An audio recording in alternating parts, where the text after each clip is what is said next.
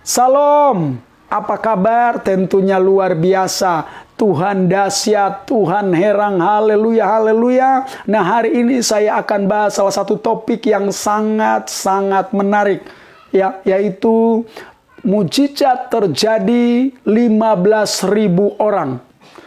Nah, hari ini sebelum saya akan baca firman Tuhan, namun sebelumnya kita berdoa dulu untuk pekerjaan firman Tuhan. Mari kita berdoa. Bapa, di dalam nama Yesus kami akan baca dan merenungkan firman. Kami minta tuntunan kuasa Roh Kudus menyertai, memberkati juga para sahabat-sahabat, para pemirsa yang sedang menyaksikan. Kami sambut firman ini. Haleluya, haleluya. Amin. Nah, hari ini kita akan belajar firman Tuhan di dalam Matius pasal 14 ayat 16, 17, 18, 3 ayat saja. Nah, saya akan bacakan firman Tuhan berkata demikian. Tetapi Yesus berkata kepada mereka, tidak perlu mereka pergi, kamu harus memberi mereka makan. Jawab mereka, yang ada pada kami di sini hanya 5 roti dan 2 ikan. Yesus berkata, bawalah kemari kepadaku. Haleluya, haleluya. Firman ini bagaimana pelayanan Yesus di bukit. Nah, karena banyak orang Yesus memberi makan, ya, Alkitab berkata bahwa 5.000 orang itu belum termasuk perempuan dan anak kecil. Jadi kalau kita kalikan dari laki-laki aja udah 5.000, 5.000 kali 3, 15.000 orang.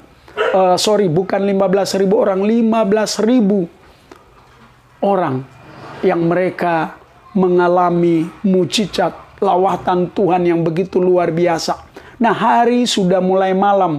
Murid-murid Tuhan Yesus ketakutan, khawatir, sehingga mereka berkata kepada Tuhan Yesus bahwa Tuhan suruhlah banyak orang ini mereka pergi untuk menemukan desa di sana mereka bisa makan.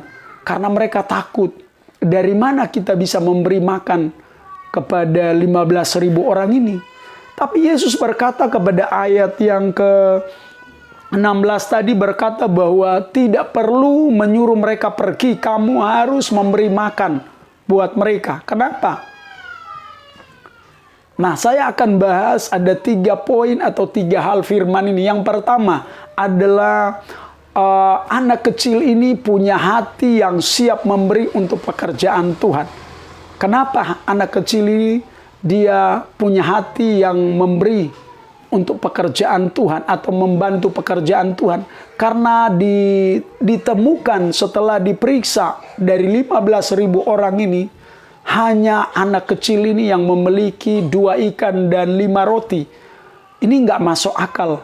15.000 orang. Kenapa saya katakan 15.000? Karena dari laki-laki aja udah 5.000. Berarti kalau kali 3, 15.000. Kok masa hanya anak kecil ini yang bawa bekal?